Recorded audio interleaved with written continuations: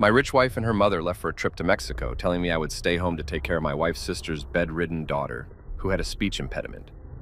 However, as soon as they left, she stood up and said, "Help me, they're all bad. They need my 13 million, please help." So, we devised a plan, and when they returned home, my name's Miles Garner, and if there's one thing I've learned in the 6 years since marrying Sabrina, it's that money doesn't buy happiness. It buys therapy bills, fake smiles, and in-laws who think humility is a communicable disease. Sabrina and her mother, Margot, were the kind of rich who treated kindness like an allergic reaction, and poor people like an endangered species that they occasionally donated to for PR points. They had that luxury glow about them. You know, the kind you get from exfoliating your soul with the tears of middle-class waiters. Me, I was the practical one.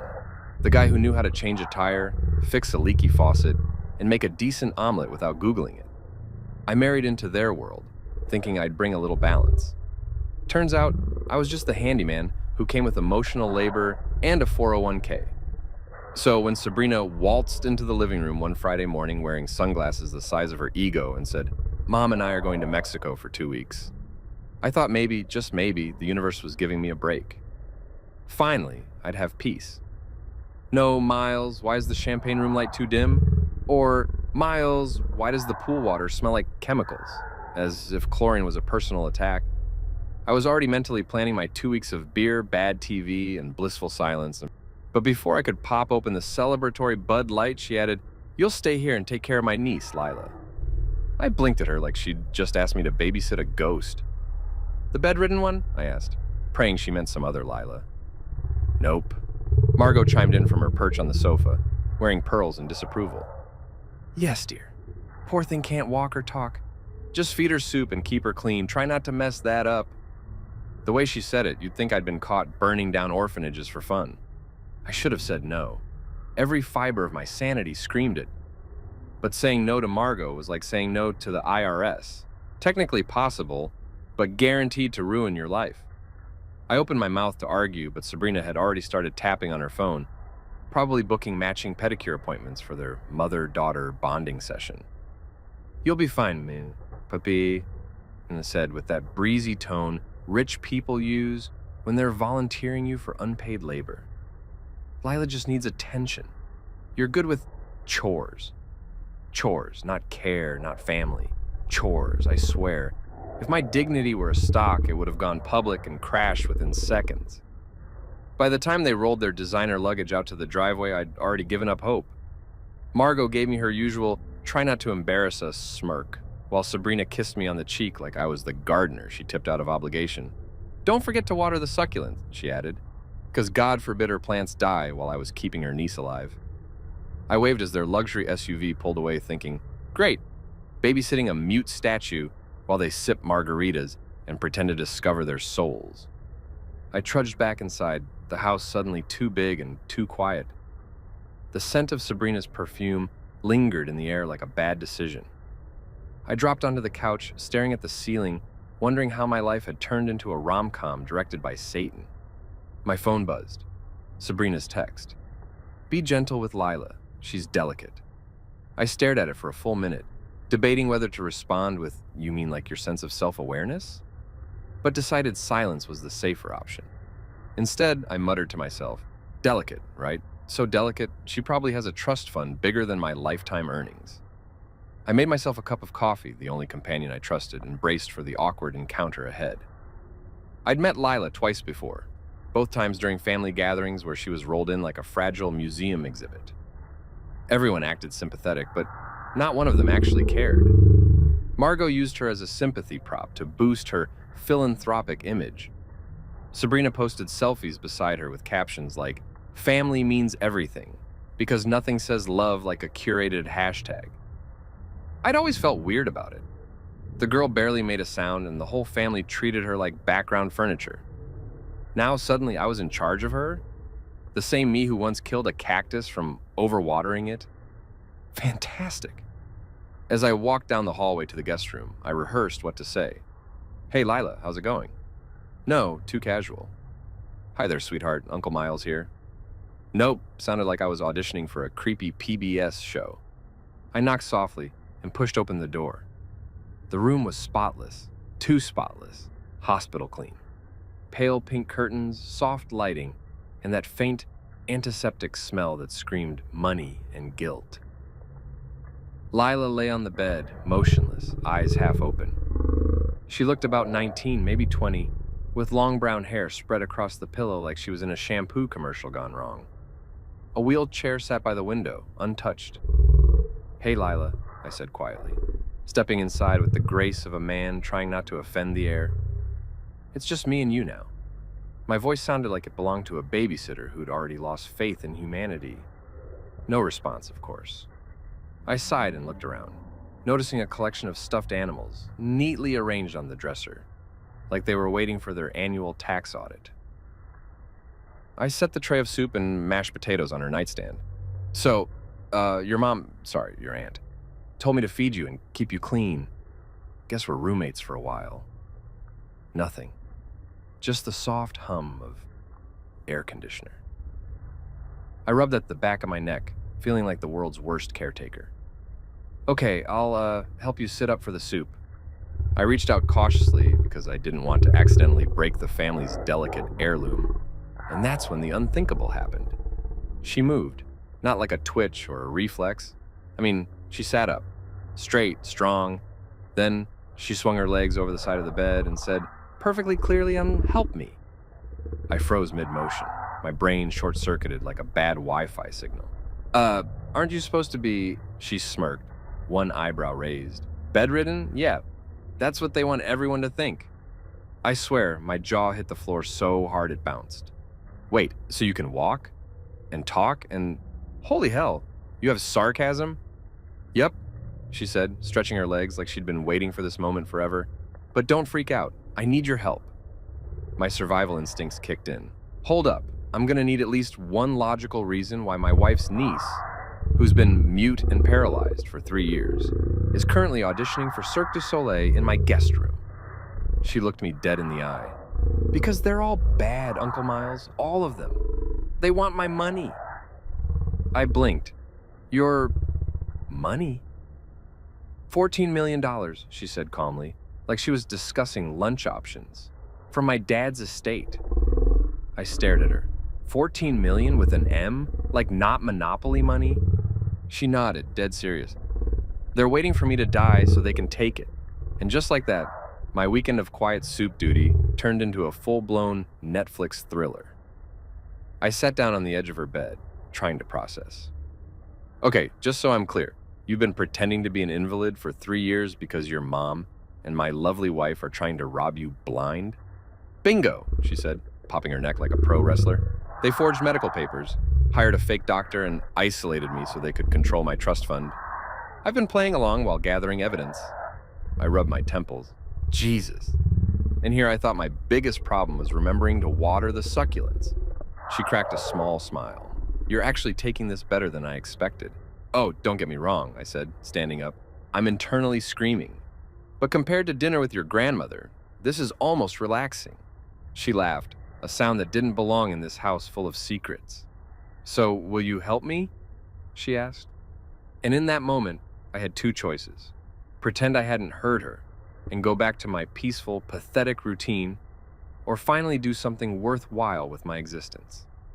I looked at her, this brave, brilliant kid trapped in a mansion of monsters, and said, "Leela, I've made a lot of bad choices, but agreeing to help you won't be one of them." Her face lit up like someone who'd just found an ally in hell. And honestly, maybe she had. I had no clue what I was getting into. All I knew is that the universe had just handed me the weirdest, wildest redemption arc imaginable. So, yeah, forget the peace and quiet. The assignment from hell had officially begun, and I had a front row seat to the downfall of the world's most dysfunctional family. I swear if someone had told me that my Saturday would start with soup duty and end with a walking miracle, I would have asked what brand of whiskey they were drinking. So there I was, standing in the doorway of Lila's room, holding a tray of mashed potatoes and chicken soup like some underpaid hospice intern, rehearsing small talk in my head because silence made me feel like a criminal. "Hey, Lila, it's just me and you now," I said, doing my best impression of a guy who didn't want to scare the supposedly mute girl. The air in that room was heavy, the kind of quiet that makes you wonder if ghosts have better social lives than you. I moved closer, careful not to bump the nightstand stacked with medical supplies I couldn't pronounce. And then it happened, the part where my sanity filed for divorce.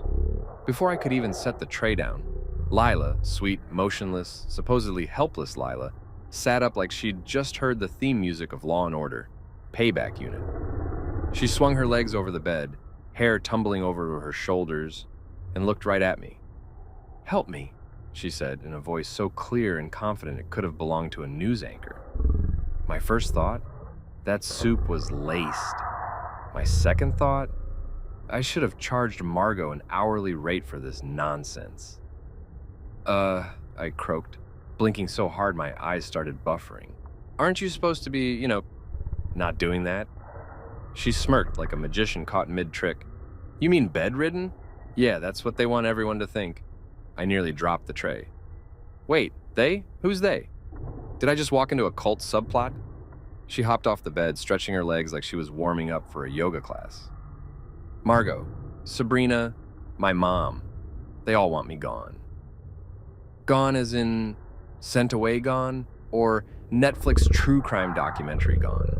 I asked, backing toward the door in case I needed to sprint out and Google how to perform an exorcism. She sighed like I was being dramatic. "Don't be ridiculous. They want my money." I blinked. "Your money?" $14 million, she said, like it was no big deal, like we were discussing the weather. "From my dad's estate." I felt the blood drain from my face. 14 million? With an M? Not like pesos or crypto or Monopoly bucks? US dollars, she said flatly. "And they're waiting for me to die so they can take it." I looked around for the hidden cameras because this had to be one of those prank shows where they record middle-aged men having mental breakdowns. "So just to confirm, you can walk, talk, and apparently sass like a champ, but you've been pretending to be a vegetable for how long again?" 3 years, she said, picking up her stuffed bear from the dresser and brushing dust off it. I needed time to figure out who was really behind it. I sat on the edge of the bed, tray still in hand like a forgotten prop. "Okay, pause. So your aunt, my lovely wife, and her equally charming mother have been gaslighting the entire family while you've been playing dead? Wow, that's next level dysfunction." She smiled, the kind of smile that said she'd been waiting to drop this bomb for a while. "You have no idea. They forged medical reports, paid off my doctor, and even got a fake therapist to sign off that I was mentally unfit to manage my own money." I ran a hand through my hair, trying to process it all. Holy hell. And I thought my marriage was toxic because Sabrina microwaves fish. "They're worse than toxic," Lila said. "They're greedy, they want everything. My dad's company shares, the vacation home, and even my college fund. The only thing keeping me safe is the clause in the trust that says I can't be declared dead or incompetent unless 2 doctors verify it. And one of them already skipped town after Margot tried to bribe him again." "Jesus Christ," I muttered. "I married into the Sopranos." She sat beside me, crossing her legs like a pro. "I've been pretending to be helpless so I could gather proof. I've got recordings, screenshots, even copies of the fake legal documents they filed. I just need someone who isn't in their pocket to help me finish it." I blinked at her. "And that's me? You realize I'm the guy who spent 2 weeks arguing with your aunt about whether our cat should have its own Instagram?" "Exactly," she said. "You're harmless to them. They think you're an idiot. That's our advantage." I raised an eyebrow. "Well, thanks for the confidence boost." She laughed. "Don't take it personally, it's actually perfect. They'd never suspect you of being smart enough to stop them." "Oh, I'm smart," I said. "Just selectively lazy. There's a difference." She grinned. "Then use that laziness strategically. Help me set the trap." I stared at her for a long moment. This girl, this supposed invalid, was sharper than everyone in that house combined. "Okay," I said finally. "Let's say I help you. What's step 1? She leaned forward like a detective, revealing a plot twist. "We make them believe I'm still helpless. They'll keep talking, bragging, plotting. They can't help themselves. Meanwhile, we collect everything they say, every email, every transfer. When the time's right, we'll show them what real power looks like." I let out a low whistle. "You've really thought this through. 3 years in a bed gives you time," she said. "I binge-watched tutorials on hacking, legal codes, and negotiation tactics. I'm basically a bedridden James Bond with better hair." I had to admit I was impressed and slightly terrified. So, you sure you don't need, like, an adult? Someone with a badge and a pension? No, she said firmly. They'd spin it. They have lawyers on speed dial. The police would call me crazy. Fair, I said, nodding. Crazy is kind of the family aesthetic. Exactly. That's why you're perfect. You're invisible to them. Wow, thanks, I muttered. Nothing like being the human version of beige paint. She giggled, and I realized she was enjoying this a little too much. Look, she said, I know it's a lot, but I've got everything we need to expose them. We just can't do it alone. I looked at her, this kid who'd spent years pretending to be a prisoner just to outsmart her predators. And I couldn't help but feel a weird mix of pride and dread. All right, Lila, I said, you've got yourself a partner, but just so we're clear, if this ends with me in jail, I'm haunting your TikTok feed. She laughed again, genuine and bright. Deal. For the first time in months, I felt something close to excitement. Purpose, maybe even redemption, because here's the truth. I'd spent years being Sabrina's doormat, the background husband who carried shopping bags and nodded through dinner parties full of people who thought middle class was a disease. But helping Lila? That felt good, real.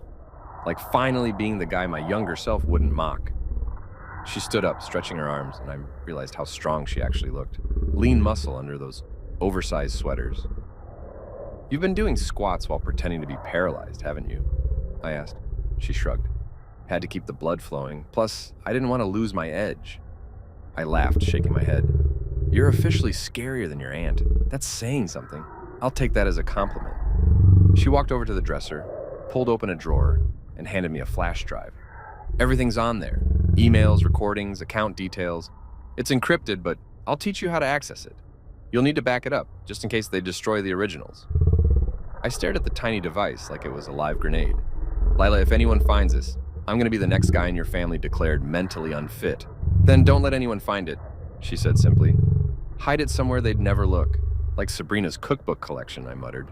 No one's touched those since 2018. She grinned. Perfect. You're getting the hang of this. We spent the rest of the evening making plans. She outlined every move with the precision of a chess master, while I mostly nodded and tried not to look like a man in over his head. But by the time we wrapped up, I realized something. I wasn't scared anymore. I was furious. Furious at Margot for treating people like pawns. Furious at Sabrina for using love as leverage.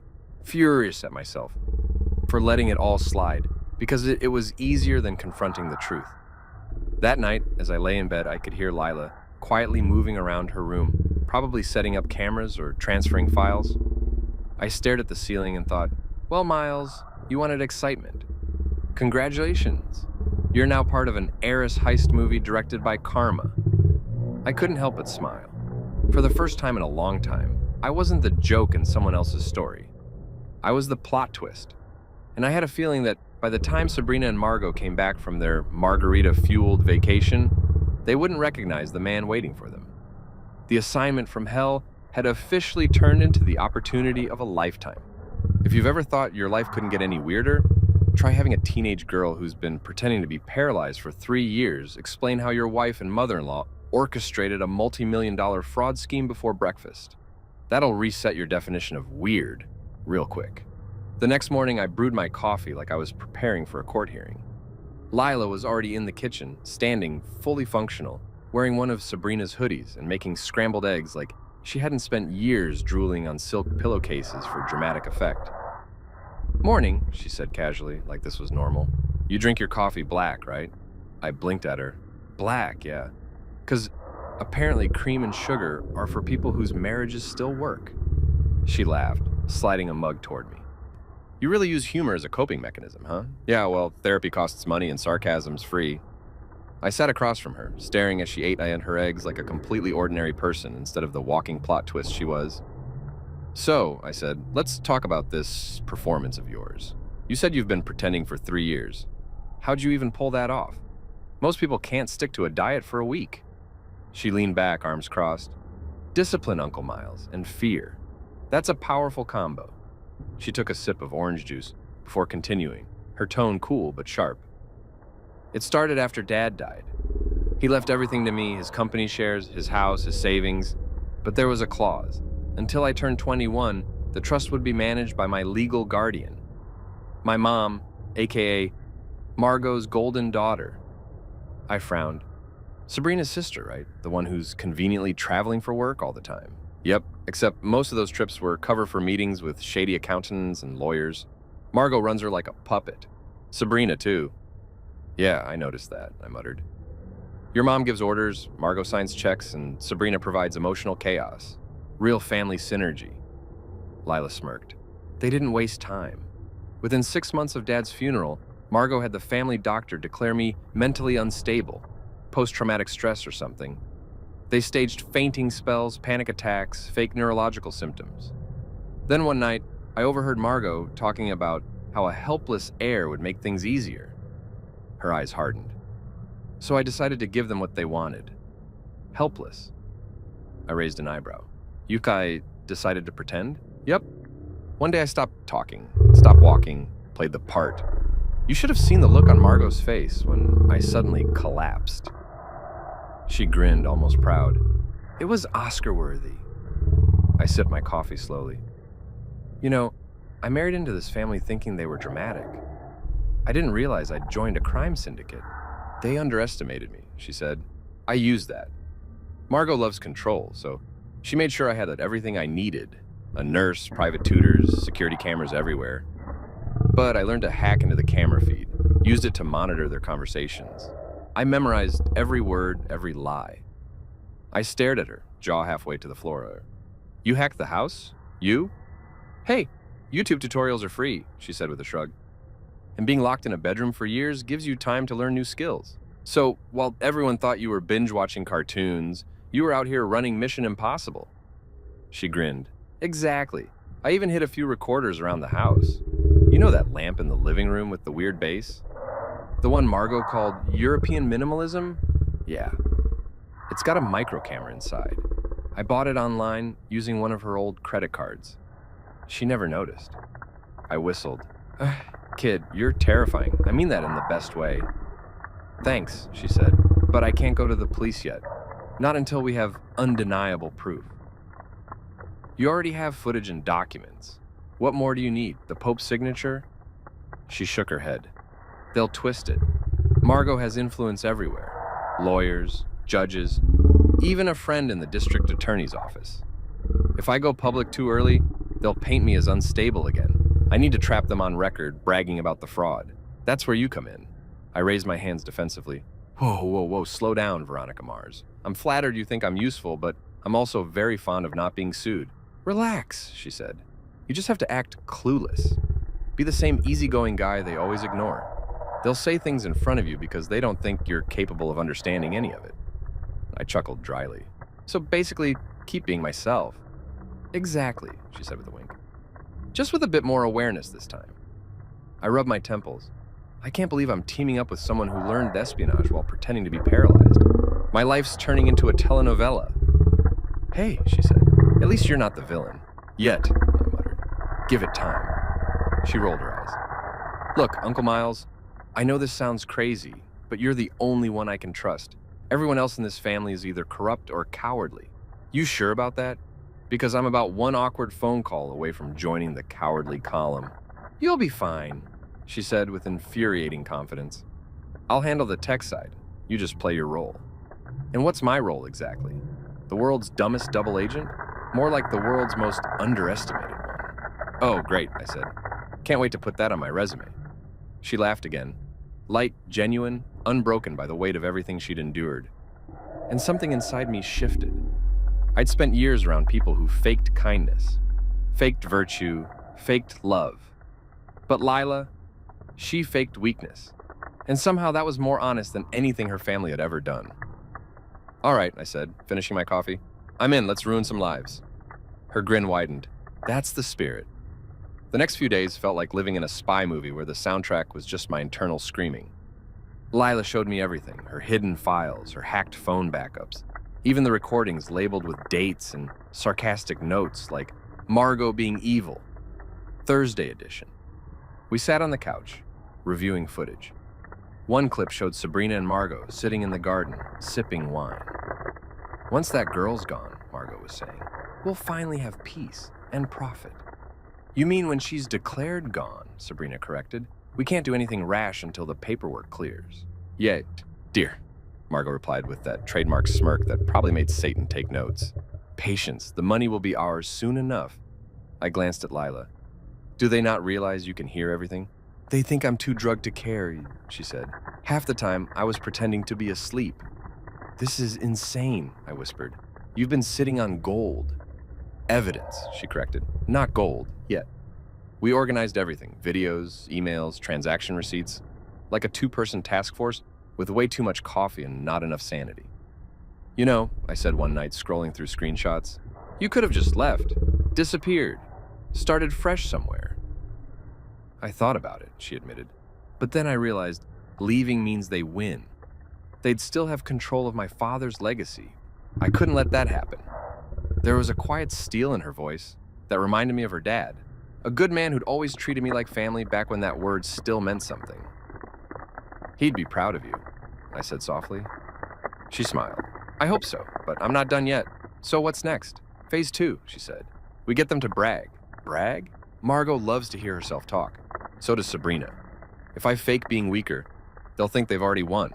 They'll talk about their plans like villains in a cheap soap opera. You're not wrong, I said. Margot does monologues like she's auditioning for Broadway.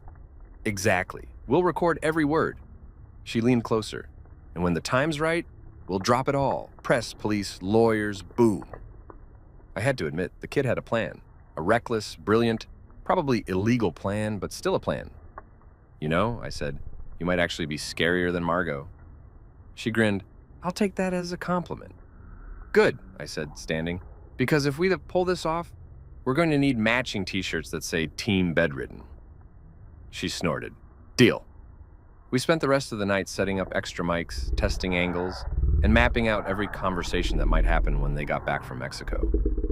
I'd never been more nervous in my life, and I once accidentally called Margot Mom at a dinner party, but weirdly, under all the fear and caffeine, I felt alive, useful. I'd been the background character in Sabrina's self-absorbed sitcom for too long. Now, for once, I had a plot line. As I watched Lila quietly test her hidden camera lamp, I couldn't help but think, this girl had more courage than anyone I knew.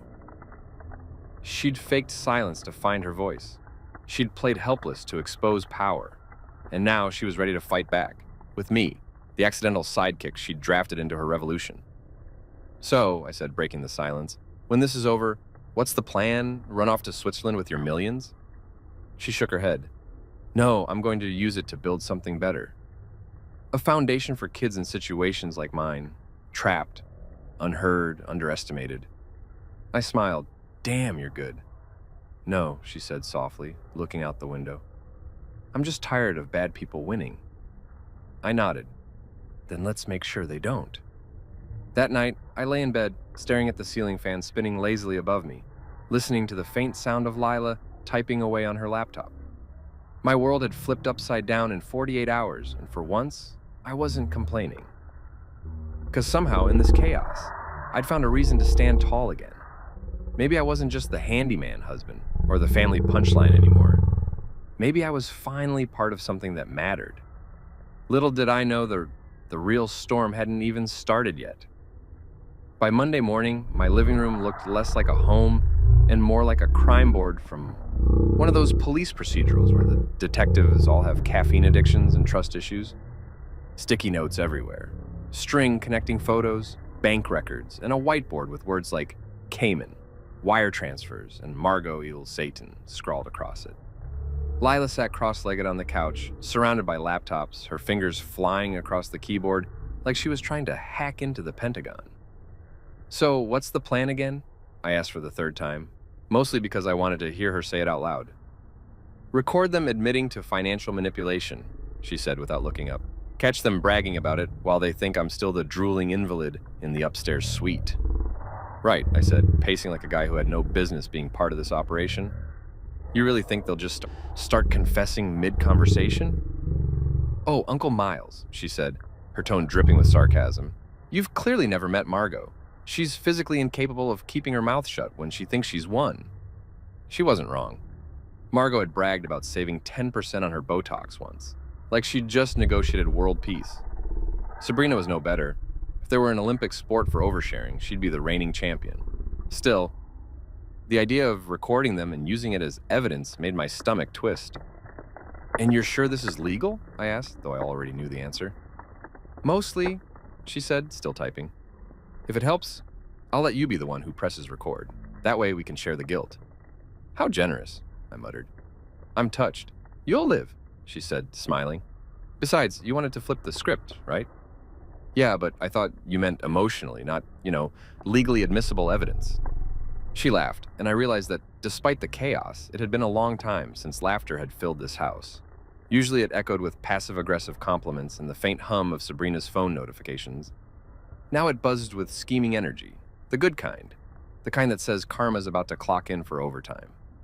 "Okay," Lila said, snapping me out of my thoughts. "Here's how this works. They're in Mexico for another week. They call daily to check in on me. During those calls, I'll act weaker, sadder, more hopeless. I'll tell them how grateful I am for them taking care of me, and how I want to sign over my finances to make things easier." "You're really leaning into the pity act, huh?" I said, impressed. "You'd be amazed how greedy people get when they smell surrender." "I'm starting to," I muttered. She smirked. "When they bite, they'll start talking about how close they are to cashing out.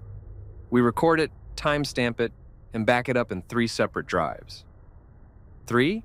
You can never be too careful," she said. "Especially with people who sue their yoga instructors." She wasn't kidding.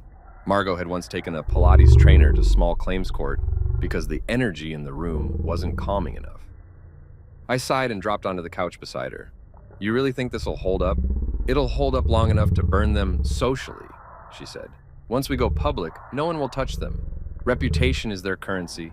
Take that away and they're broke." "You've got a dark streak," I said. "I like it." "Runs in the family," she replied, grinning.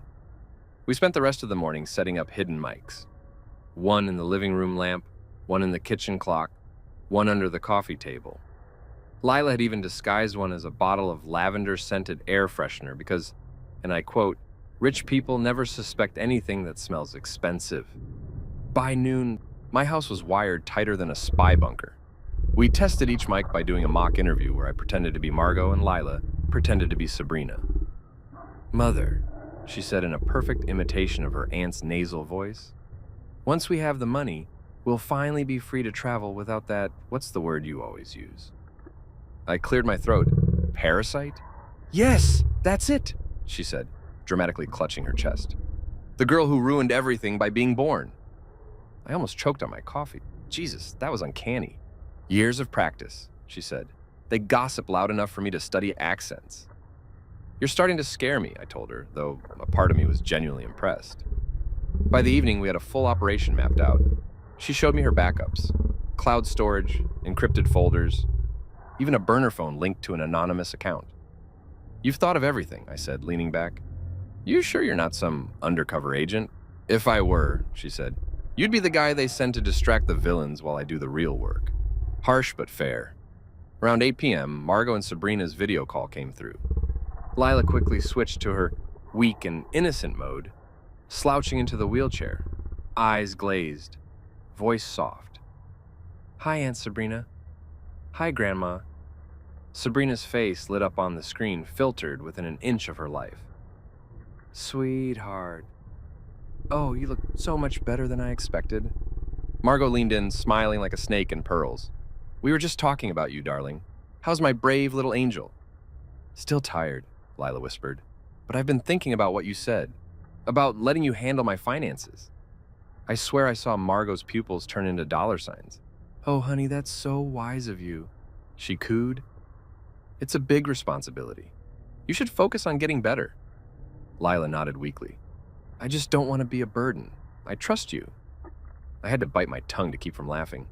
The hypocrisy was so thick you could butter toast with it. Margot smiled like she was about to close a real estate deal. "Don't you worry, dear. Once everything's signed, you'll never have to think about money again." "Yeah," I muttered under my breath, "because you'll have stolen all of it." Lila kept them talking for nearly half an hour. They bragged about how relieved they'd be when it was all over, how nice it'll be not to worry about those accounts anymore. By the end, we had enough self-incriminating nonsense to fill a season of American Greed. When the call ended, Lila replayed it, making sure the audio was clear. "Got him," she said with a grin. "You think this is enough?" I asked. "It's a start. Tomorrow we'll aim higher. Margot gets cockier the closer she feels to victory. We'll bait her into saying something even worse. What's worse than admitting she's stealing from her own granddaughter? Oh, you'd be surprised." Over the next few days, we made it a routine. Margot called daily, and every time, Lila fed her just enough hope to keep her talking. By Wednesday, Margot was practically glowing with greed. "Once that brat's money is ours," she said one night, swirling her wine, "I'm buying that villa in Cabo. You know, the one with the infinity pool." "She actually said once that brat's money is ours?" I asked in disbelief. "Word for word," Lila said. "She even sent Sabrina a link to the villa listing." I whistled. "You think Karma accepts pre-orders? Because she's about to get express delivery." Lila smirked. "Oh, I'm counting on it." Each evening, we'd watch the recordings like some twisted family reality show. There was one moment where Sabrina laughed about me. "Miles is too dumb to notice anything," she'd said. I paused the video, looked at Lila, and deadpanned. "They're not wrong about me being slow, though." She threw a pillow at me. "You're lucky you're on my team, old man. Old man. I'm 38. That's practically ancient in internet years." She said, "Whatever, Zoomer Bond," I replied. "Just remember who's funding your pizza habit. You used your wife's credit card. Details, details." Despite the insanity, something about our partnership felt natural. Maybe it was because we were both outsiders in this family circus. Me, the broke husband they tolerated for tax reasons. Her, the inheritance target they underestimated. Together, we were building something like revenge, but also, weirdly, trust. Late Thursday night, we took a break. I ordered pizza while she organized the files. "You know," she said between bites, "you're not like them. Please don't compare me to your relatives while I'm eating." "No, seriously," she insisted. "You're decent. You don't treat people like currency." I laughed. "Decent doesn't get you invited to yacht parties."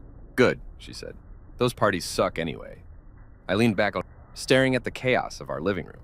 Post-its, laptops, cold pizza boxes, and two idiots plotting a digital revolution.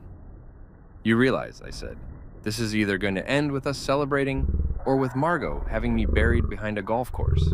Then let's make it a good story either way." I smiled. "Deal." By Friday, we had the perfect trap set, a fake surprise welcome party for when they got home. Lila would pretend to still be helpless, I'd play the loyal fool, and the whole thing would be recorded and streamed straight to the cloud. "Time to make Karma go viral," she said, eyes glinting with that mix of rage and joy I recognized all too well. The look of someone who's finally done being a victim. I raised my soda can in a toast. "To Operation Payback. To family therapy via felony exposure," she replied, clinking hers against mine. And as we sat there laughing in the glow of computer screens and moral chaos, I realized something. For the first time in years, I didn't feel like the idiot husband anymore. I felt like the guy standing right where he was supposed to be, one bad decision away from justice. If you ever want to test how patient you really are, try living in the same house for 5 straight days with a teenager plotting to take down her millionaire grandmother while pretending to be bedridden again. It's like babysitting a CIA agent disguised as a high school dropout. The air in the house felt heavier each day, thick with that electric kind of anticipation that sits right between excitement and impending doom. Lila was unrecognizable from the sarcastic hacker who turned my living room into a war room. She'd slipped right back into her role as the fragile, trembling invalid. Voice soft, eyes glazed, posture weak. It was honestly terrifying how good she was at faking vulnerability. "You've missed your calling," I told her one afternoon as she practiced slurring her words. "You could have been the next Meryl Streep minus the emotional stability. Please," she muttered, "if I ever win an award, I'm thanking Margot for inspiring me through pure rage." She looked exhausted, though, not just physically, but emotionally. Playing dead, then pretending to be alive, and now faking death again, it would break anyone. But she was focused. "You sure you're okay?" I asked, leaning against the doorframe. "You've barely eaten today." "I'm fine," she said, adjusting the blanket on her lap. "I just want this over with." I could tell she meant it. Revenge looks glamorous in theory, but living in its shadow for years drains you. Every victory still smells faintly of pain. That night, we sat at the kitchen counter with mugs of cocoa because, according to Lila, tea is for people who think denial is a coping strategy. The glow of her laptop lit her face as she pulled up the final plan, the fake welcome party. She showed me the digital invites, classy, understated, and oh so convincing. So, this is happening Sunday? I asked, double-checking the calendar. Yep. They come back Saturday evening. We give them one night to feel safe, then pull the rug out. I nodded, pretending I wasn't internally screaming. And who's coming to this party again? A few trusted people, she said. Our lawyer, Dad's old friend, remember him? 2 bankers from the trust, and 1 rep from the foundation. Plus, cameras hidden everywhere. So, basically, brunch with a side of felony exposure? Exactly, she smirked. We'll toast with orange juice, you'll make your famous pancakes, and they'll incriminate themselves faster than they can say inheritance. You've really got this all figured out, I said. It's almost unsettling. I learned from the best, she replied dryly. Margot planned every scam with precision. I just upgraded the playbook. I studied her for a moment. This kid who'd gone from a silent doll in a wheelchair to a force of nature. You remind me of me, I said. She gave me a sideways glance. How? You're a washed-up accountant married to my evil aunt. Fair, I said. But I mean the old me. The me before I got comfortable being underestimated. Oh, she said, smiling softly. That guy. I shrugged. Yeah. He used to take risks, make plans. Now he just balances budgets and apologizes for things that aren't his fault. Well, she said, you're about to get your edge back. You make that sound like a superhero arc. It is, she said. Only instead of saving the city, we're saving my inheritance. I laughed, shaking my head. You've got a twisted sense of justice. You married into it. Touché. We sat in silence for a while. The only sound the hum of the refrigerator and the occasional clack of her keyboard. I hadn't realized how peaceful plotting revenge could be until that week. It felt purposeful, focused, like therapy with higher stakes. Finally, she spoke again.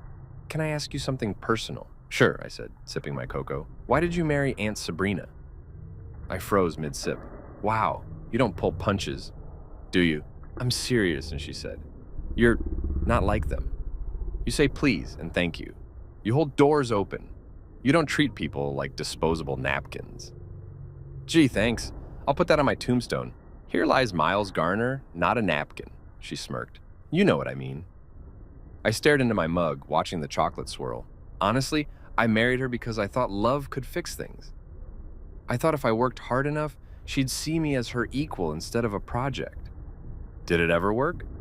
Nope, I said. Turns out you can't therapy someone out of entitlement. I kept trying to build the bridge, but she just kept raising the toll. Lila snorted. Ouch. Yeah, but you know what? If I hadn't married her, I wouldn't be here helping you expose them. She tilted her head. So you're saying she was a necessary evil? Exactly. My life's cautionary tale with great hair. That got a laugh out of her. And for a moment, the weight in the room lifted. It was strange how much lighter things felt when you accepted your own stupidity. You know, she said, you're not bad at this revenge thing. Thanks, I said. I've had years of emotional boot camp. She looked at me curiously. Does it ever scare you, doing this? Knowing how far it could go? I thought about it. A little, but mostly it feels right, like I've been sleepwalking through my marriage and this whole mess is the slap I needed to wake up. So you're saying I'm your caffeine? Exactly. You're the espresso shot of justice, she grinned. I'll take that. Over the next 2 days, we fine-tuned everything. Lila wrote out scripts for the party, down to the timing of when she'd collapse in tears and reveal her secret. I printed fake documents for her to sign, giving Margot one last taste of false victory before the cameras caught her gloating. We even rehearsed the dialogue. I played Margot, which was disturbingly easy. Oh, Leela darling, I said in my best snobbish voice. Thank you for letting us manage your funds. We'll take such good care of it. By which I mean, we'll buy handbags. Lila cracked up so hard she nearly dropped her laptop. You've missed your calling, she said between laughs. You could totally play a manipulative matriarch on TV. I'll pass, I said. I've lived the role long enough. The next night, after everything was ready, Lila sat on the porch with me. The air was cool, the sky dimming to purple, and for the first time in forever, I felt calm. So, I said, what happens after? She looked at me. After what? After they're exposed, after they're gone? What happens to you? She exhaled, long and quiet. I don't know. Maybe I'll go back to school. Maybe I'll travel. I just know I won't waste another day pretending to be someone else. Good, I said. You deserve a real life. And you? She asked. What happens to you after? I chuckled. Probably divorce papers, a stiff drink, and a midlife crisis that ends with me opening a cafe. A cafe, she said, amused. Yeah, I'll name it something poetic, like Grounds for Divorce. She laughed, shaking her head. You're ridiculous. And you're too serious for your age, I shot back. Balance. Touché, she said, smiling softly. Then she went quiet for a moment before adding, You've been good to me, Uncle Miles. I know you didn't have to do this. I looked at her. Kid, I didn't know I needed to, but turns out helping you feels like the first real thing I've done in years. She didn't say anything after that, just leaned back, watching the stars, her expression unreadable, but peaceful. And I knew whatever happened on Sunday, whatever fallout followed, it would be worth it. Saturday came faster than I wanted. The house was spotless, cameras hidden, files backed up, every move rehearsed.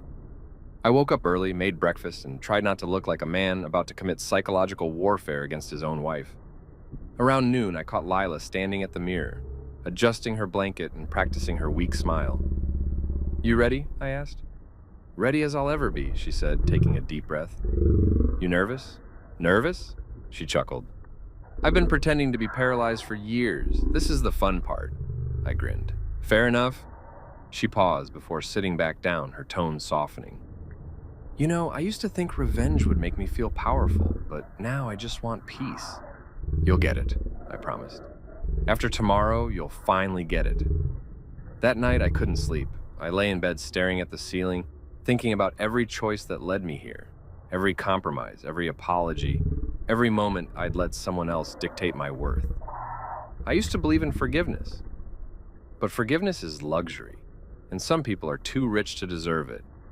When I finally drifted off, it was with one thought looping in my head. By this time tomorrow, everything changes. Sunday morning felt like standing at the edge of a cliff. Lila was calm, almost eerily so. I, on the other hand, had the jitters of a man about to face a firing squad armed with designer handbags. I looked around one last time. The cameras, the guests' seating, the folder with the fake transfer papers, and exhaled. You sure about this? I asked her. Absolutely, she said. They've taken enough. It's time to take something back. I nodded, pulling on my best poker face. Then let's give them the show they'll never forget. And as the clock ticked closer to their arrival, the air thick with silence, the calm before the storm felt almost sacred. Because for once, in this house built on lies, something real was about to happen. They came back like royalty on a private jet. Sabrina with that practiced, smug grin that said, I belong to a world where problems come with valet service. And Margot like a walking Vogue spread with a side of malice. I was standing on the front step, pretending to rearrange a potted succulent that had survived my neglect as their SUV rolled into the driveway. Sabrina waved like she was on a yacht tour, and Margot emerged holding a designer tote like she was carrying the deed to somebody's soul. They smelled like sunscreen and success, the kind of scent that makes you want to shower your gratitude away. Darling, Margot trilled the second she saw us. Oh yes, the sarcasm was all internally sourced. And Sabrina's smile put on its charity face. Pleasant, thin, and suspiciously photogenic. They scanned the porch like they were checking for stains on the welcome mat. Then, as if by cue, their eyes landed on Lila through the open front door. Lila sat in the living room in the wheelchair she'd been using for years, wrapped in a blanket, small and fragile-looking in a way that made Margot's maternal predators purr. She had the face of someone who'd been taught to look grateful, not free. For a split second, when Margot reached out and put a hand on Lila's shoulder, I thought maybe, just maybe, this would be normal. I blinked. Of course it wasn't. How is my sweet Lila? Margot asked, the tone so saccharine it could rot teeth. Still drooling and useless? She whispered to Sabrina, loud enough for the chandelier to blush. Sabrina laughed in that way rich people laugh when they're trying to sound human. Lila managed a tiny practiced smile, and Sabrina swooped closer like she was inspecting a finalized investment. Margot sniffed the air theatrically. We had the most divine time, darling. Ocean views, exquisite service. It puts everything in perspective. How sweet, I muttered under my breath, earning a sharp look from Lila that meant Miles, not now. I'd been avoiding confrontation because subtlety had been my strategy for years. Quiet, invisible, the husband who carries grocery bags and bruised feelings. But watching them glide into our home, pockets full of sunscreen and entitlement, triggered something in me that had been fed up for a very long time. Later, when they finally stepped into the living room and the door clicked shut, Margot leaned down like she was about to whisper a bedtime prayer, and instead said, loud enough for me to hear, "As soon as we get the final signature, we'll transfer her funds to the Cayman account." The chandelier didn't flinch. Sabrina clucked in agreement like a trained bird. Lila, still wrapped in her portrait of helplessness, made a small, almost imperceptible movement of her fingers, one that said nothing to Margot, but everything to me. My heart rate did a thing. My mouth wanted to form words like knives. I kept my face neutral. I had to. Neutrality is underrated. It allows you to look like you belong while harvesting evidence from your enemies. I walked over to pour them a welcome home drink, orange juice, because fake champagne with a side of crime seemed gauche and acted like everything was normal. Sabrina stuck out a hand and gave me that dismissive half-hug rich people use on household staff. "Miles," she said, "we left a few things in the master for you to check. Don't ruin the linens." "Of course," I lied. "I'll be gentle." Inside, my brain performed a slow, delicious little victory lap. The cameras were rolling, the mics were live, and every syllable they uttered was being lovingly time-stamped in triplicate. Margot padded toward the kitchen like a cat who already owned 9 lives and wasn't about to stop collecting more. She plucked a slice of lemon off the fruit bowl with the delicacy of someone who'd also once plucked a marriage for parts. "Did you miss us?" Sabrina asked Lila, the question framed like a test. Lila's eyes fluttered as if to say, "Yes, I miss the cost of living in your shadow." Instead, she croaked, "Some." Lila's voice was exactly as rehearsed, soft and vulnerable, a voice meant to lower the defenses of greedy relatives. Margot cooed in response. Then, because hubris is oxygen for people like her, she let the filter slip. "We did discuss the final paperwork while we were away," she said, hands rubbing together with glee. "It's just a matter of time before everything is transferred. That poor thing will be so relieved." I kept moving, sliding a plate of cookies onto the coffee table while listening to them speak like vultures choosing upholstery. Sabrina sighed like a woman who'd been given the right to sigh. "She's done so well," she said, looking at Lila as if she were a tax deduction. "Honestly, Aunt Margot and I were just saying how much easier things will be once it's all settled." Margot popped her condescending darling face and said, "Yes. Oh, I simply can't wait to secure that villa in Cabo." Imagine it, Sabrina. Turquoise water, private staff, absolutely zero responsibilities. She laughed, the kind of laugh produced when someone imagines a future where consequences don't exist. The camera caught it. The mic captured the flicker in her voice. Lila's fingers tightened on the blanket. The world around me narrowed to the sound of their plotting, and there was a smell in my chest like old paper money and guilt. At that moment, I felt more alive than I had in years of being polite. As Margot described the floor tiles she planned to install, marble, darling, imported of course, Lila's eyes darted to me. She mouthed a word, "Now." It was the cue we'd rehearsed. Calm, precise.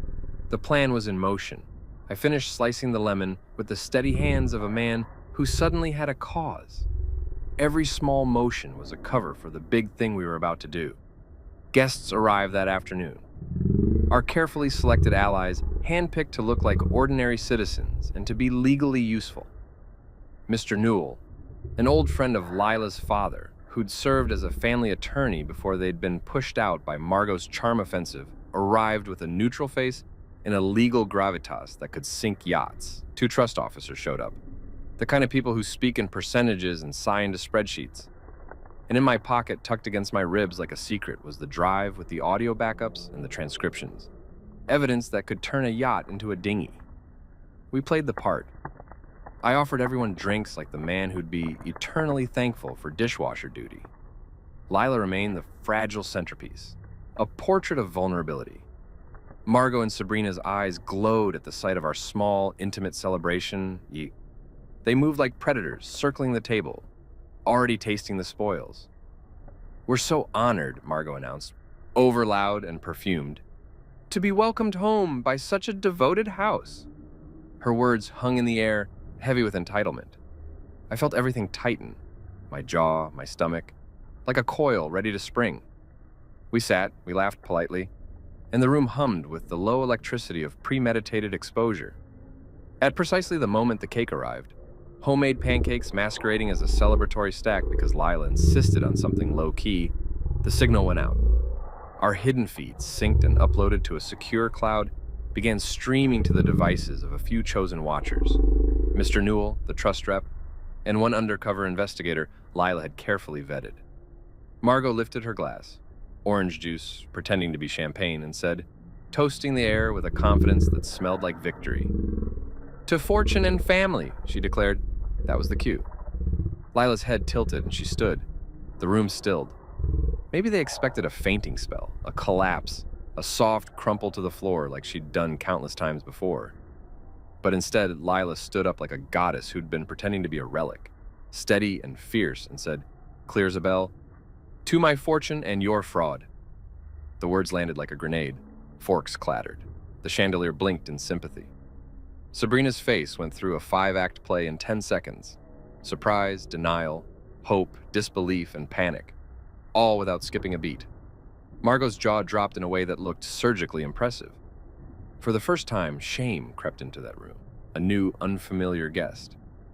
I turned on the living room television with a deliberate flourish, and the footage we'd recorded from Mexico began to play in full surround sound. Margot boasting, Sabrina cooing, plans discussed in casual tones that belonged on a stage, not in a family home.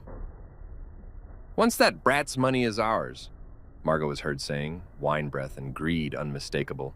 "We'll have the villa in Cabo in January," Sabrina added, laughing as if they were discussing brunch reservations. The words echoed around the room, and there was no graceful exit.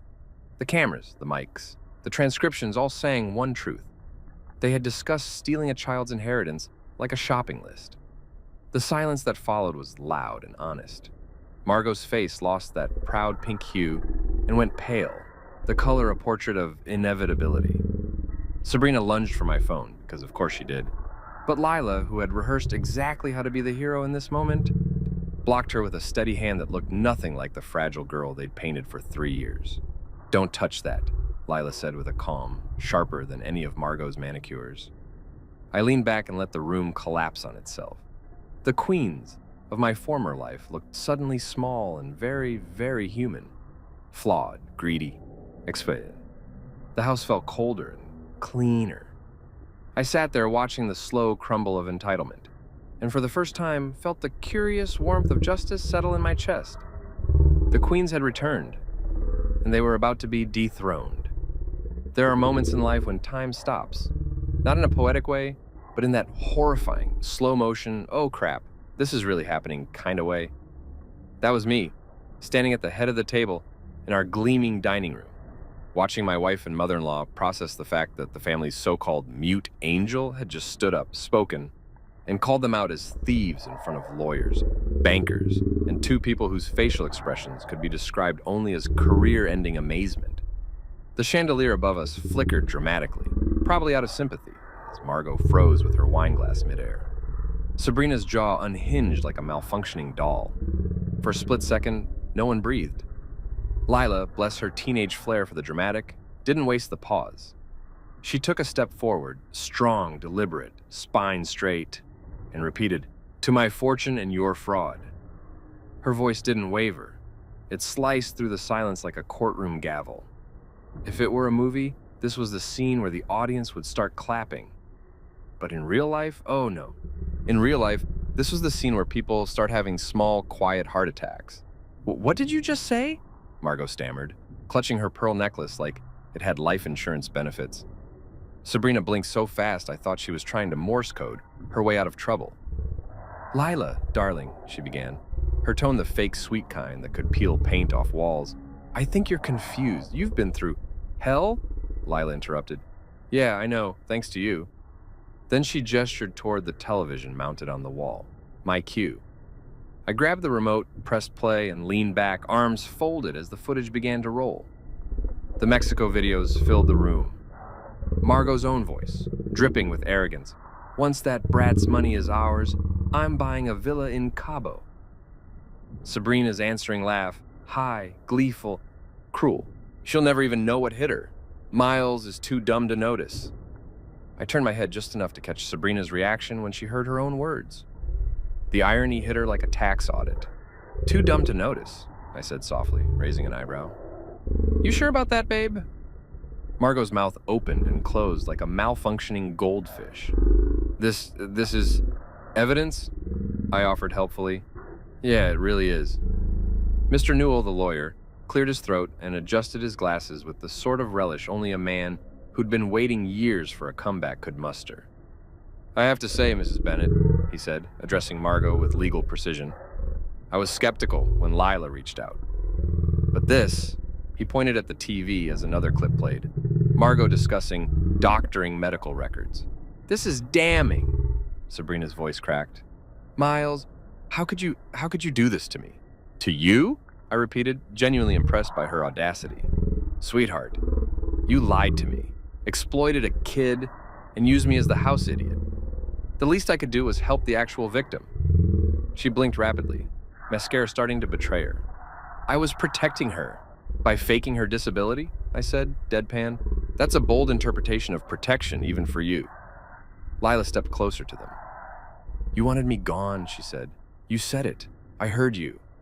Her voice shook now, but not from fear, from the pure, seismic release of 3 years' worth of pain. "You both did everything to make me believe I was worthless. You took my voice, my body, my freedom, just to take my money." Sabrina flinched like she'd been slapped. "That's not true." "Save it," Lila snapped, and for a moment, she wasn't the frail niece or the lost heir. She was a storm in human form, and I swear the air itself got heavier. Margot set her glass down, carefully, delicately, 'cause heaven forbid she break anything expensive, and hissed, "Do you realize what you're doing? You're destroying your own family." "You destroyed it first," Lila replied. "I'm just cleaning up."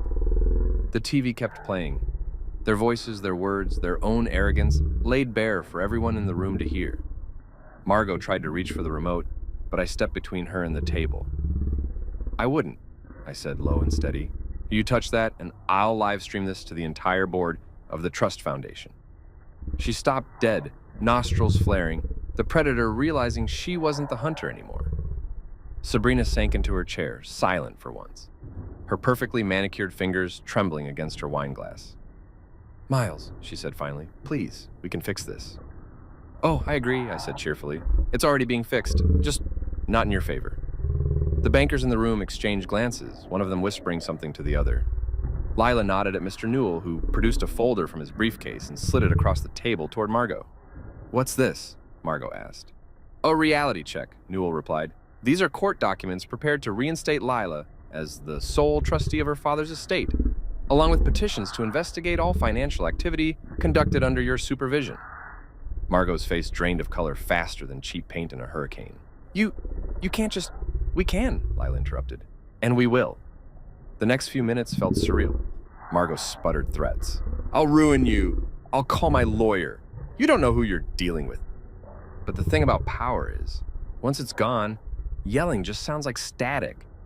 Sabrina kept alternating between crying and glaring at me like I'd personally kicked her childhood puppy. I let her cry.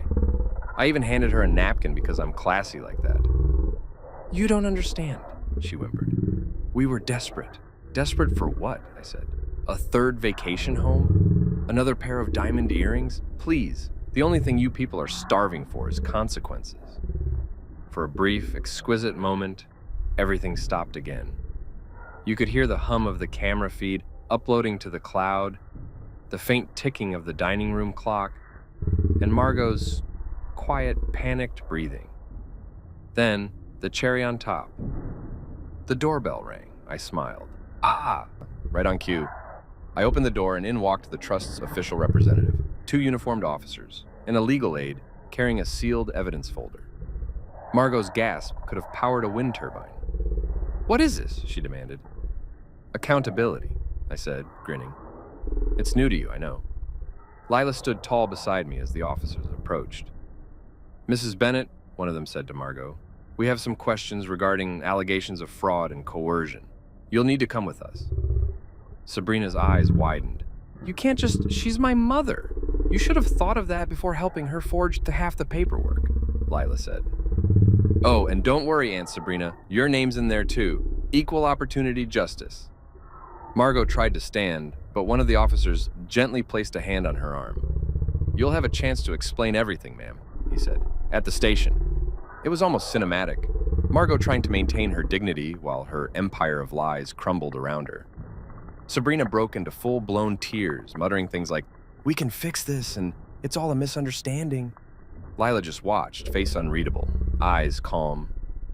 When the officers led them out, the silence they left behind was different, cleansed, the kind of silence that comes after a storm, when you realize the air is finally breathable again. Mr. Newell let out a long breath. "Well," he said, adjusting his glasses, "I'd call that a successful dinner." I snorted. "Yeah, 5 stars on Yelp. Would expose again." Lila actually laughed, the sound bright and real and so freeing that even the lawyer cracked a smile. She turned to me and said softly, "You always said you wanted to flip the script." I nodded, heart thudding with something that felt suspiciously like pride. "Yeah," I said. "Didn't think it'd be this dramatic, though." "Oh, come on," she said. "You loved it." "Maybe a little." She raised an eyebrow. "A little? Okay, fine, a lot." We both laughed, the kind of laughter that comes after years of holding it in. As the last of the guests left and the house finally emptied, I looked around at the wreckage, the half-eaten dinner, the overturned wine glass, the shattered illusion, and felt something new settle inside me. Peace. Real, hard-earned, spine-deep peace. I glanced at Lila, who was staring at the door where her captors had just been led away. "You did it," I said quietly. "We did it," she corrected. "Yeah," I said, smiling. "We did." She leaned against the table, suddenly looking her age again, young, tired, but alive in every way that mattered. "You know what's funny?" she said. "For the first time in years, I don't feel invisible." "Good," I said. "Stay that way." She smiled, and I knew we'd both remember this night for the rest of our lives. The night a fake invalid and a frustrated husband brought down an empire built on greed. It wasn't glamorous or cinematic or Instagram-worthy, but damn, it was satisfying. And as I turned off the lights, I couldn't help thinking, sometimes the loudest revenge is just telling the truth and letting your enemies choke on it. You ever see what happens when a tornado hits a luxury boutique? That was the aftermath of our little family dinner. The next morning, I woke up to the sound of my phone vibrating nonstop. Not 1 or 2 notifications, no. This was a full-blown buzz symphony. I groaned, rolled over, and saw 20 missed calls, a flood of messages from numbers I didn't recognize, and 3 voicemails from Sabrina that began with, "How could you?" and ended with the kind of muffled sobbing only narcissists can produce when their empire crumbles. It was glorious. The news had already hit the local press. Wealthy Manhattan family under investigation for $14 million fraud. The headline photo? A pixelated shot of Margot being escorted into a police car while wearing sunglasses big enough to hide her shame. I'd have framed it if that wasn't so petty. Actually, who am I kidding? I did frame it. Lila came down the stairs wearing pajamas, her hair a little messy, holding a mug of coffee like a war hero returning from battle. "You've seen it?" she asked, grinning. "Page 1, I said, sliding my phone across the table. "Margot looks like she just found out Botox isn't refundable." Lila read the article, sipping her coffee. "You think they'll make it to trial?" "Oh, they'll make it," I said, leaning back in my chair. The DA's office loves a scandal with a 0 or 2 attached. Besides, half the lawyers in Manhattan probably hate Margot personally. She chuckled. "I still can't believe it's over." "Almost over," I corrected. "They'll still try to weasel out. Rich people treat consequences like allergies. They pretend it's everyone else's problem." "Yeah," she said, staring into her cup. "But it feels different now, like I can breathe." I looked at her, this kid who'd faked paralysis for years. outsmarted an entire network of greedy adults, and somehow still smiled like someone who hadn't completely lost faith in humanity. "You earned that breath," I said. She smiled faintly, but I could see it, the exhaustion behind her eyes. The fallout wasn't just public, it was personal. Lila's phone was blowing up too, calls from distant relatives suddenly pretending to care, friends offering moral support. Even old teachers sliding into her inbox with, "I always knew you were special" messages. They didn't care when I disappeared, she muttered. Now everyone wants a quote. "Welcome to America," I said. "We love a redemption arc." She laughed, but it was half-hearted. "Do you ever feel weird about it?" "Weird about what?" "Winning." I thought about it. "Yeah," I said slowly. "I feel weird that justice feels so damn good, like it's supposed to be solemn, right? Moral high ground, lessons learned, forgiveness and all that. But honestly," I smirked, "I slept better last night than I have in 6 years." Lila grinned. "Me too." We watched the morning news together, a surreal domestic scene featuring 2 accidental vigilantes and a pile of legal paperwork. Margot and Sabrina's mugshots flashed on screen. Margot still managed to look smug even in custody, like she thought this was a Pete ear stunt gone slightly off script. Sabrina looked like she'd just discovered her contouring couldn't fix felony charges. "So what happens now?" Lila asked, biting into a piece of toast. "Newell's handling the case," I said. "He's good. He's already frozen the Cayman accounts, subpoenaed their doctor, and filed for restitution." "Restitution?" she repeated, tasting the word. "Sounds nice. It means they're paying you back," I said. "Emotionally, financially, karmically, the full package." She smiled. "You sound like a commercial." "What can I say? Justice sells." Later that afternoon, our lawyer stopped by. Newell had that unflappable calm of a man who's seen every kind of human disaster. He sat at the kitchen table, sipping tea, flipping through folders like he was reading a script. "Good news first," he said. "The DA's office officially charged both Margot and Sabrina with conspiracy to commit fraud, forgery, and coercion. The evidence you gathered is airtight." "What's the bad news?" I asked. "Margot's threatening a countersuit. Claims you manipulated Lila into fabricating everything." I laughed. "Ah, yes, the old 'I'm the victim of my own crimes' defense classic." Newell smiled faintly. "Don't worry, it won't hold. The recordings, financial trails, and corroborations from her former accountant seal it. But she'll try to drag this out. She hates losing more than she hates aging." "That's saying something," Lila muttered. "She's going to lose anyway," Newell continued. "Once the trust is reinstated, you'll have full control again. I suggest you move the funds to an independent fiduciary. No more family oversight." "Done," Lila said. "I want nothing tied to them ever again." "Smart," he said. "Also, some of your father's company shares are legally yours now. That makes you the majority shareholder." Lila blinked. "Wait, what?" "Congratulations," Newell said, smiling. "You're officially the boss." She sat back, stunned. I never even thought about that," I grinned. "Guess you just inherited a second job." She groaned. "Ugh, don't remind me. I just learned to walk again, metaphorically." "You'll handle it," I said. "You're built different." When Newell left, the house went quiet. Lila sat in the living room, staring at the blank TV. "You okay?" I asked. She nodded slowly. "It's just weird. My whole life they treated me like I was powerless. Now I have all this control, and I don't even know what to do with it." "Take your time," I said. "Power's like tequila, best handled slowly or you'll wake up regretting everything." She smirked. "Good advice, Uncle Miles. Best you'll get for free." The next few days felt like a calm aftershock. The press kept chewing on the scandal like a favorite bone. Reporters camped outside the courthouse. Social media threads lit up with hashtags like Fraud Family and Hat the Mute, Heiress Speaks. Memes popped up. My favorite was one of Margot with the caption, "When you fake compassion but get real consequences." Sabrina apparently had been released on bail and was staying with a friend, which probably meant some poor soul she was manipulating into sympathy. Margot's bail was denied. According to reports, she'd called the judge a jealous bureaucrat. Bold move.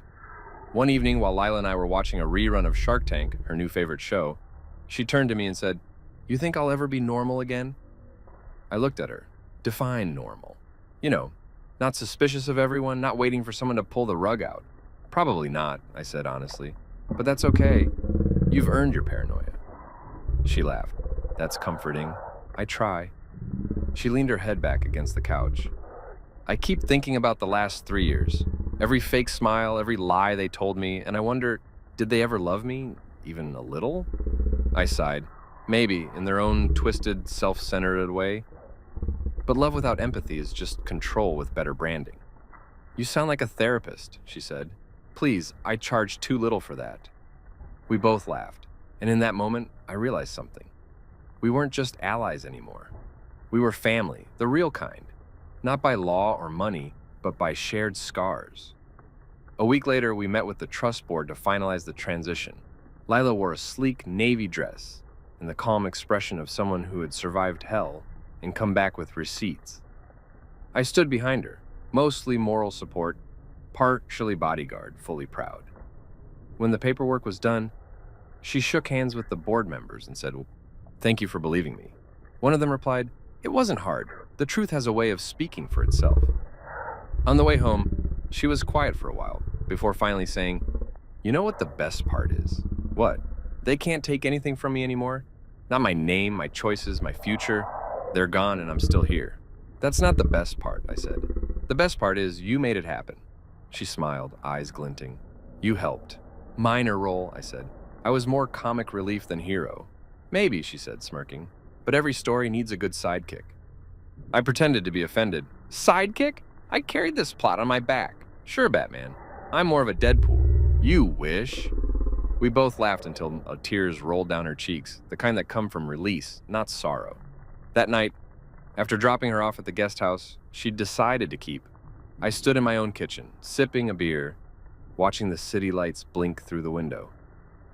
My phone buzzed. Another voicemail from Sabrina.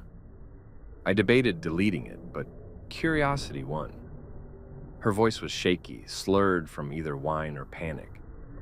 "Miles, please, you don't understand. I didn't know what Mom was doing. I just followed. I made mistakes, but I still love you. Please call me." I stared at the phone, then laughed. "Yeah," I said aloud, "you followed right into handcuffs." I deleted the message, finished my beer, and let the silence settle. For the first time in years, it didn't feel heavy. It felt earned. Upstairs, I could hear Lila humming softly in her room. Something light, something free. Justice wasn't a fantasy anymore, and it was a song playing quietly in the background of our new lives. And in that moment, I realized something profound and stupidly simple. Peace doesn't always come quietly. Sometimes it arrives kicking down the door, dragging karma by the collar, and wearing your enemy's arrogance as a crown. And man, it looked good on us. If someone had told me a year ago that my wife and her mother would be trending on Twitter for financial fraud, while I sat in my kitchen eating cheesecake with a teenage millionaire, I would have told them to check their meds. But life, as it turns out, has a dark sense of humor, and apparently, so do I. The scandal had gone national by the time the coffee finished brewing. Every talk show, podcast, and internet gossip page had some variation of our story. The bedridden heiress that outsmarted her greedy family was the headline on one. Another called it Inheritance Gate. There were hashtags, #wheelchair revenge, #grandma got caught, and my personal favorite, Miles was right. Okay, fine, I might have started that one myself, but it had traction. By the time I scrolled through my feed, even strangers were writing think pieces about the dangers of generational greed. It was poetic justice wrapped in internet chaos. Lila came into the kitchen wearing sweatpants, sunglasses, and the kind of energy that only people who've publicly destroyed their enemies radiate. She flopped into a chair and grabbed the newspaper I'd laid out for her. "They quoted me again," she said, mouth half full of toast. "I just wanted the truth to come out." God, I sound so diplomatic. You'd never guess I wanted to light their house on fire 3 weeks ago. "Yeah, the press team's working wonders," I said, pouring her orange juice. "You're officially America's favorite miracle kid. I saw a tweet that said you're the Gen Z symbol of resilience." She smirked. "I should sell t-shirts." "You could call it the Fraud Family Collection," I said. "Slogan, we rise, they bail." Lila laughed so hard she nearly choked on her toast. That's awful and genius. You'd make a killing in merch. Maybe that's my calling, I said, by a morally justified capitalism. Outside, the late spring sun was spilling through the windows, turning our little corner of chaos into something almost peaceful. The police cars were gone, the reporters had stopped camping outside, and for the first time in years, the house didn't feel haunted. It felt, well, ours. The phone buzzed again, and I groaned. Another unknown number. If this is another journalist asking for a comment, I swear I'm charging consulting fees. Block them, Lila said lazily. Or tell them you're writing a memoir. They'll leave you alone if they think they're the villain. That's terrifyingly good advice, I said. Remind me to never get on your bad side. Too late, she said, smirking over her sunglasses. You've seen me without coffee. Fair. The doorbell rang. For a split second, my old anxiety kicked in. Back when doorbells meant bad news, another demand, another debt, another disappointment. But this time, it was Newell, our ever-composed lawyer, carrying a small box and wearing an expression that could only be described as smug satisfaction. Morning, he said, stepping in. You're going to want to sit down for this. Lila and I exchanged a glance. That better not be another lawsuit, I said. No, Newell said. It's a check. He set the box on the table, opened it, and handed Lila an envelope. From the restitution fund. Court expedited the process after Margot's confession. Lila blinked. Wait, she confessed? Oh, completely, he said. Apparently the pressure got to her. She threw Sabrina under the bus in record time, blamed the stress of motherhood for her actions, and tried to claim she was manipulated by external influences. The judge didn't buy it. I grinned. Karma's on schedule. More like ahead of schedule, Newell said, sliding a document toward me. They've also awarded you, Mr. Garner, a small compensation for your cooperation. Officially, it's hazard pay. Unofficially, it's the court's way of saying, good job surviving that circus. I opened the document. My eyes nearly popped. You're kidding. Nope, he said. That's 7 figures, Mr. Garner. You've earned it. I stared at Lila. We're rich, kid. She grinned. Correction. You're slightly less broke. I'm rich. We both laughed so hard that Newell had to excuse himself before we got cheesecake crumbs on his paperwork. When he left, I turned to Lila. So what's your plan? Blow it all on yachts and therapy? She tilted her head. Honestly, I'm thinking scholarship fund. I froze mid-bite. You're serious? Yeah, she said. Kids like me, people who get manipulated, exploited, trapped, they need a way out. Money doesn't fix everything, but it sure as hell helps. I smiled. You really are your father's kid, she smiled back. Yeah, guess I am. We spent the rest of the day planning ridiculous things we'd never actually do. She wanted to buy a llama farm in Vermont. I said we should open a private investigation firm called Lies and Pies. You handle the lies, she said. I'll handle the pies. It felt good, light, absurd, free. By evening, we decided to celebrate properly. Lila ordered cheesecake from her favorite bakery, the kind with the caramel drizzle and pretzel crust, and we opened a bottle of champagne that had been collecting dust since my wedding. Poetic, huh? I said, popping the cork. The same bottle I was saving for our anniversary, now celebrating my freedom. Cheers to irony, Lila said, raising her glass. To karma, I replied. To survival, she added. To cheesecake, I said, because honestly, it was that good. We clinked glasses and dug in. Between bites, she said, you ever think about what you'll do now? Like, really do? Yeah, I said, I've been thinking about it. I'm done being anyone's side character. Maybe I'll buy that cafe I joked about. Something small, quiet. No board meetings, no egos, no in-laws. She grinned. What'll you call it? The Bedridden Bean, I said instantly. A tribute. Lila nearly snorted champagne out her nose. That's dark. I love it. It's perfect, I said. Coffee for survivors of nonsense. Your tagline writes itself, and she said, healing through caffeine and sarcasm. Exactly. Shit. And you can design the logo, something ironic like a coffee cup wearing a neck brace. She was laughing so hard, she could barely breathe. You're insane. I'm retired, I corrected. Big difference. The laughter faded into comfortable silence. Outside, the city buzzed softly, distant and harmless. Lila leaned back, gaze thoughtful. For the first time, I don't feel scared. Not even a little. That's how you know you've won, I said. You think so? Yeah, I said. When you can sit in the wreckage of your old life, eat cheesecake, and laugh, that's peace. She nodded slowly. Then I guess I'm finally at peace. The next morning, our faces were on TV again. Only this time, the headline was, Justice Served, Heiress and Uncle Law Partner, in Landmark Case. There was a picture of us walking out of the courthouse, both smiling like people who'd just gotten their lives back. The media painted it as an inspirational story. Bravery, resilience, truth. I didn't mind the spotlight this time. For once, it wasn't covering a lie. A few days later, we met Newell again to sign the final documents. Margot had accepted a plea deal, 10 years with probation review after 6. Sabrina, ever the opportunist, agreed to testify against her own mother in exchange for reduced sentencing. I guess betrayal really does run in the family. When I read her statement, I didn't feel anger anymore, just pity. She'll never change, I said. No, Lila agreed, but that's not our problem anymore. We walked out of the courthouse and into the sun. Reporters called out questions. Lila, how does it feel to finally be free? Miles, do you regret exposing your wife?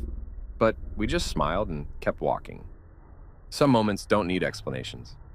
Later that evening, we threw a private, non-party, no photographers, no speeches, no grand toasts, just me and Lila. 2 slices of leftover cheesecake and a cheap bottle of sparkling cider. She said between bites, we should do this every year. What, celebrate justice? I asked. No, she said, smiling. Celebrate peace. I nodded. Deal. As the night stretched on, I found myself thinking about everything that had happened, every fight, every lie, every sleepless night, wondering if I'd wasted my life trying to be accepted by people who saw me as disposable. And then I looked at Lila, sitting across from me, alive and laughing, and I realized something profound. Every mistake, every humiliation, every broken moment had led to this one. This quiet, imperfect, beautiful redemption. Hey, she said suddenly, breaking the silence. What are you thinking about? I was just wondering, I said, if karma takes requests. She smirked. Why? Because I'd like to send Margot a Christmas card that says, Hope prison food is gluten-free. Lila laughed so hard she nearly dropped her fork. You're terrible. I'm evolving, I said. There's a difference. We spent the rest of the night swapping ideas for ridiculous revenge merch. Fraud family candles that smell like guilt, trust fund tears bottled water, and Margot mugshots coffee cups. It was childish, ridiculous, cathartic, and exactly what we needed. When she finally went to bed, I sat alone for a while, staring at the quiet kitchen, the remnants of dessert, the faint glow from the streetlights outside. My life had been burned down to ashes, and for the first time, I wasn't afraid of what came next. Because ashes mean something's been purified.